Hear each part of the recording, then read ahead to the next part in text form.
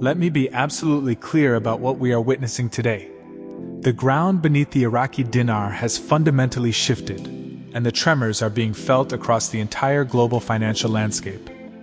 For years, we have been waiting for a signal, a concrete, undeniable piece of evidence that the long-anticipated revaluation of the Iraqi dinar was not just a speculative dream but a structured, government-mandated plan moving steadily towards a concrete conclusion. That wait is officially over. The confirmation we have all been seeking has finally arrived, not through a rumor from an obscure forum or a cryptic statement from a junior official, but through the most authoritative and legally binding channel possible in the nation of Iraq, the official Gazette. This isn't just another news update. This is the official publication of the government's four-phase exchange rate plan, a document that now carries the full force of Iraqi law, and it signals the beginning of the most critical financial transformation in the country's modern history. This is the roadmap we have been anticipating, and today we are going to dissect it phase by phase, leaving no stone unturned. Imagine this document as the architectural blueprint for a new Iraqi economy, one that is deliberately moving away from a state of fragility and towards a position of strength and stability on the world stage. The very fact that this plan has been published in the Gazette is a statement of intent in itself. It tells the world that Iraq is done with ambiguity and is now committing to a transparent, public process to redefine the value of its national currency. This move is designed to build immense confidence, not just internally for its citizens, but externally for international investors and financial institutions who have been watching from the sidelines with a mixture of hope and skepticism. The first phase, as laid out in this groundbreaking document, is all about laying the foundational bedrock. It's not the glamorous part, but it is arguably the most important. This initial stage focuses on critical internal financial housekeeping. We are talking about a concerted effort to stabilize the Iraqi banking sector, which has historically been a point of concern. This involves stringent audits, enhancing regulatory frameworks, and ensuring that the domestic financial institutions are robust enough to handle the massive shift that is coming. Think of it as strengthening the foundations of a dam before you release a massive volume of water through it. Without this solid foundation, the entire structure could collapse. Simultaneously, this phase involves a calculated reduction in the money supply, specifically targeting the liquidity of the physical dinar notes in circulation. The Central Bank of Iraq is actively working to mop up excess currency from the market, a classic and essential monetary policy tool used to combat inflation and increase the underlying value of each individual unit of currency. This is a clear, data-driven action that directly counters the primary argument of skeptics who claim the dinar's low value is due to an oversupply. They are systematically addressing that very issue, creating artificial scarcity to build a foundation of value. Furthermore, this phase includes the crucial step of formally disengaging from the dollar-dominated electronic payment systems for all internal transactions, a move that is as much about economic sovereignty as it is about monetary policy. By creating and bolstering its own digital payment platforms, Iraq is reclaiming control over its financial data and its economic destiny, reducing its vulnerability to external political pressures and sanctions. This isn't happening in a vacuum. Every action is a calculated step towards the ultimate goal. Now, as we move into the heart of the strategy, the second and third phases are where the theoretical groundwork transforms into tangible, visible economic restructuring, setting the stage for the final, decisive act. The second phase, which we are arguably already beginning to see the early signs of, is characterized by a strategic pivot towards a fully flexible, market-driven exchange rate mechanism. This is the crucial transition where the Central Bank of Iraq begins to carefully loosen its strict control over the dinar's value and allows the fundamental forces of supply and demand within the international marketplace to play a much more significant role. Think of it as a parent teaching a child to ride a bicycle, initially holding on tightly to the seat to provide stability, but then, once balance is achieved, letting go to allow for independent movement. This letting go is a calculated and closely monitored process, designed to build organic confidence in the currency's value rather than having it be artificially propped up by central bank intervention. We can expect to see increased volatility during this period, which is completely normal and should not be a cause for alarm. It is the market finding its true equilibrium point, testing the strength of the dinar against a basket of major world currencies without the safety net of heavy-handed controls. This phase is intrinsically linked to the government's aggressive push for economic diversification, moving the national income away from an overwhelming reliance on crude oil exports. The recent multi-billion-dollar contracts with global giants like Total Energies and Siemens for massive infrastructure and energy projects are not isolated events. They are the literal building blocks of this new economic reality. These projects generate a massive inward flow of foreign investment, creating a structural demand for the dinar because to pay for local labor, materials, and services, these international corporations must convert their dollars and euros into Iraqi dinar, thereby driving up its value through pure market-based demand pressure. This is the real-world engine of revaluation at work.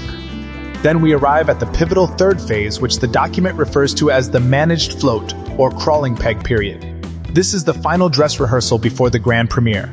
During this stage, the dinar's value will be adjusted in small, predictable increments based on a carefully selected basket of international currencies and key domestic economic indicators, such as inflation control, foreign currency reserves, and GDP growth. The primary goal here is to systematically narrow the gap between the official exchange rate and the often higher rate seen on the parallel market, effectively unifying them into a single, stable national rate. This process kills two birds with one stone. It eradicates the damaging black market currency trade that has plagued the economy for decades, and it officially re-anchors the dinar's value at a significantly higher level, reflecting the true economic potential of a nation sitting on some of the world's largest oil and gas reserves, not to mention its vast, untapped agricultural and mineral wealth. This is not a speculative leap. It is a controlled, data-informed ascent.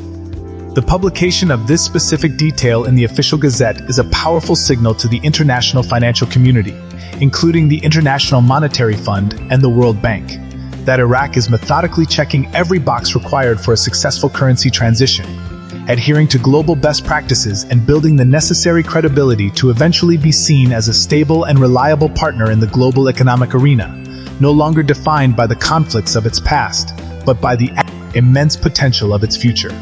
This brings us to the grand finale, the fourth and ultimate phase, which is the culmination of this entire meticulously engineered process, the full float and the official launch of the new, internationally recognized exchange rate for the Iraqi dinar. This is the moment the entire plan has been building towards, the moment that will be studied in economic textbooks for generations to come. After the foundational strengthening, the market testing, and the managed incremental increases of the previous phases, the dinar will finally be unleashed into the global forex markets, standing on its own merits, fully convertible and traded freely against the US dollar, the euro, the British pound, and other major currencies. The primary objective here is not just a higher number on a screen, it is the complete and irreversible normalization of the Iraqi dinar as a legitimate, stable store of value and medium of international exchange. This final step will trigger a cascade of profound economic benefits, starting with a dramatic surge in purchasing power for the average Iraqi citizen, effectively ending the era where salaries were worth a pittance on the global stage. But the impact extends far beyond the borders of Iraq. This is a calculated move to slingshot the entire nation into the global economic mainstream, making it exponentially cheaper and more attractive for international businesses to invest in building factories, establishing headquarters, and developing infrastructure, because their investments will no longer be eroded by a weak and volatile currency. This is how you transform an oil-rich nation into a diversified economic powerhouse almost overnight. Furthermore, a stronger dinar will allow the Iraqi government to settle its international obligations and import essential goods and cutting-edge technology without hemorrhaging its foreign reserves, creating a virtuous cycle of fiscal health and national development. However, and this is a critical point that must be understood, the exact timing and the final exchange rate of this fourth phase are not arbitrary. They are the dependent variables, the final piece of the puzzle that will only click into place once the Central Bank of Iraq and the federal government are 100% confident that the conditions are perfect. They are waiting for a specific confluence of factors: sustained low inflation, robust and growing foreign currency reserves well exceeding all IMF benchmarks, political stability, and the successful completion of the major infrastructure projects that are the bedrock of the new economy.